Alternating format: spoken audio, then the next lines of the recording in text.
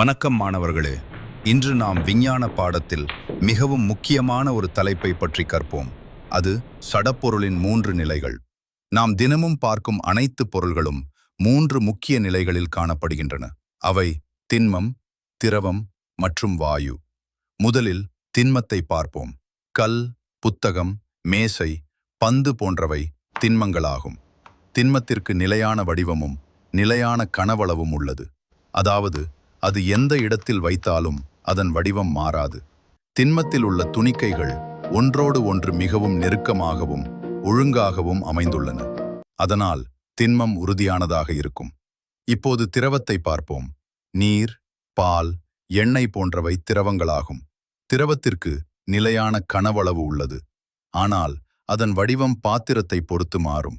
உதாரணமாக, நீரை கண்ணாடி கிண்ணத்தில் ஊற்றினால் அது கிண்ணத்தின் வடிவத்தை எடுக்கும். போத்தலில் ஊற்றினால் அது போத்தலில் வனால் அது போத்தலில் வடிவத்தை எடுக்கும். திரவத்தில் உள்ள துணிக்கைகள் சற்றே தூரத்தில் இருந்து சுதந்திரமாக நகரும். அடுத்து வாயுவை பார்ப்போம். காற்று, ஆக்சிஜன், கார்பன் டை ஆக்சைடு போன்றவை வாயுக்களாகும். வாயுவிற்கு நிலையான வடிவமும் இல்லை, நிலையான கனவளவும் இல்லை. அது கிடைக்கும் இடத்தை முழுவதும் நிரப்பும். வாயுவில் உள்ள துணிக்கைகள் மிகவும் தூரத்தில் இருந்து வேகமாக நகருகின்றன. இப்போது இம்மூன்றின் ஒற்றுமைகளை பார்ப்போம். திண்மம், திரவம், வாயு அனைத்தும் சடப்பொருள்களாகும். அனைத்திலும் துணிக்கைகள் உள்ளன.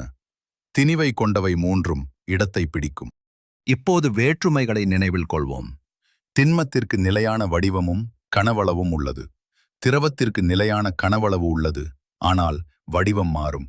வாயுவிற்கு நிலையான வடிவமும் இல்லை, கனளவும் இல்லை. துணிக்கைகள் இடைவெளி அடிப்படையில் இவை வேறுபடுகின்றன. திண்மத்தில் துணிக்கைகள் நெருக்கமாக, திரவத்தில் சற்றே தூரத்தில், வாயுவில் மிகவும் தூரத்தில் உள்ளன.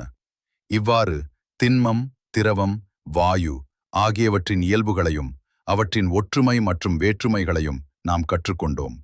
விஞ்ஞானம் கற்போம், உலகை அறிந்து கொள்வோம். மேலும் புது விடயங்களை தெரிந்து கொள்ள சேனலை லைக் மற்றும் சப்ஸ்கிரைப் செய்து கொள்ளுங்கள். நன்றி மாணவர்களே.